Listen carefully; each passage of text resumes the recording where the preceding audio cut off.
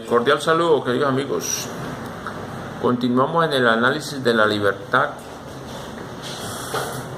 en la Edad Media y vemos cómo fue saliendo el hombre de la Edad Media por causa del Renacimiento. Y vemos que el Renacimiento le dio una especie de libertad muy importante, pero a la vez vemos que la nueva libertad les dio dos cosas: un aumento en el sentimiento de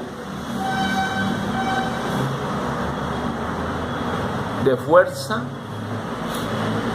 Ellos aumentaron la fuerza del ser humano y a la vez también les dio aislamiento y duda. También les dio escepticismo creciente. Como consecuencia de ello, angustia. Se trata de la misma contradicción que hallamos en los escritos filosóficos de los humanistas, junto con su insistencia acerca de la dignidad humana. La individualidad y la fuerza dieron en su filosofía muestras de inseguridad y desesperación. Esta inseguridad subyacente, consecuencia de la posición del individuo aislado en un mundo hostil, tiende a explicar el origen de un rasgo de carácter que fue, como lo señaló Burchard, peculiar del individuo del Renacimiento y que no se halla presente, por lo menos con la misma intensidad, en el miembro de la estructura social del medioevo. Vemos que cambia el individuo del medioevo con el individuo del Renacimiento. Entonces, su apasionado anhelo de fama es lo que cambia. El hombre del medioevo era un hombre tranquilo, sumiso, seguro, pero a la vez no tenía libertad. Y en el hombre ya del Renacimiento, con todo su despertar, aparece algo que es muy importante, que es el anhelo apasionado de fama. La fama. ¿Por qué se da esto? Ese apasionado anhelo de fama. Porque si el significado de la vida se ha tornado dudoso, el significado de la vida se ha tornado dudoso. Si las relaciones con los otros y con uno mismo ya no ofrecen seguridad, entonces la fama es un medio para acallar las propias dudas. Posee una función con respecto a la inmortalidad comparable a la de las pirámides egipcias o a la de la fe cristiana. Eleva la propia vida individual por encima de sus limitaciones e inestabilidad hasta el plano de lo indestructible. Si el propio nombre es conocido por los contemporáneos y se abriga la esperanza de que durará por siglos, entonces la propia vida adquiere sentido y significación por el mero hecho de reflejarse en los juicios de otros. Si hablan de mí, la vida adquiere sentido.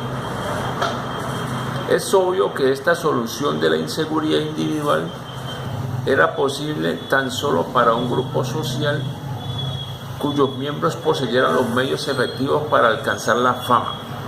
No era una solución posible para las masas impotentes que pertenecían a una misma cultura, ni tampoco la solución que hallaremos en la clase media urbana que constituyó el fundamento de la reforma. Vemos que la gente quiere fama como una respuesta a esos vacíos que tienen, vacíos personales. Entonces buscan la fama para que hablen de ellos y así se sienten mejor. Entonces, hemos empezado por la discusión del Renacimiento porque este periodo representa el comienzo del individualismo moderno. El Renacimiento representa el comienzo del individualismo moderno y también Empezamos esta discusión por cuanto el trabajo realizado por sus historiadores arroja alguna luz sobre aquellos mismos factores que son significativos para el proceso principal analizado en el presente estudio, es decir, la emergencia del hombre de la existencia preindividualista hacia aquella en que alcanzó una conciencia plena de sí mismo como entidad separada. O sea, el hombre descubrió en su conciencia que estaba separado de los demás. Antes vivía como la masa, como un rebaño, pero adquiere conciencia y se individualiza. Entonces,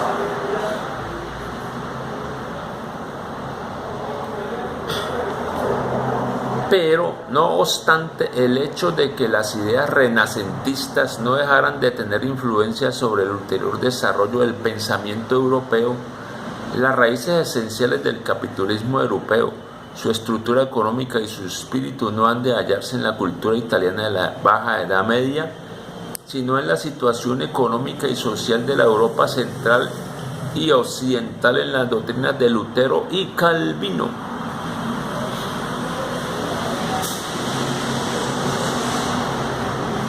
O sea que aquí aparecen esos influencers como Lutero y Calvino. La principal diferencia entre las dos culturas es la siguiente. El periodo del Renacimiento representó un grado de evolución comparativamente alto del capitalismo industrial y comercial. Se trataba de una sociedad en la que gobernaba un pequeño grupo de individuos ricos y poderosos que formaban la base social necesaria para los filósofos y los artistas que expresaban el espíritu de esa cultura. La Reforma, por otra parte, fue esencialmente una religión de las clases urbanas medias y bajas y de los campesinos. ¿Ya? Entonces el Renacimiento era respaldado por las clases ricas, pero la Reforma era una religión de las clases urbanas medias y bajas y de los campesinos. También Alemania tenía sus comerciantes ricos, como los Fuggers, pero no era a ellos a quienes interesaban las nuevas doctrinas religiosas, ni eran ellos la base principal sobre la que se desarrolló el capitalismo moderno, como lo ha demostrado Max Weber. Fue la clase media urbana la que constituyó el fundamento del moderno desarrollo capitalista en el mundo occidental. En conformidad con la completa diferencia en el sustrato social de los dos movimientos, debemos suponer que el espíritu del Renacimiento y la Reforma fueron distintos.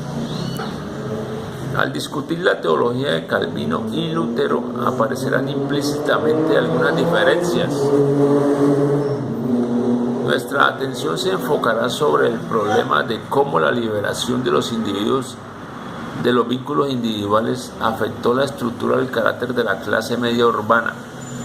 Trataremos de mostrar de qué modo el protestantismo y el calvinismo, si bien expresaron un nuevo sentimiento de la libertad, constituyen a la vez una forma de evasión de sus responsabilidades. Entonces aparece Lutero y Calvino en la Reforma. Entonces vemos cómo esto expresa un nuevo sentimiento de la libertad.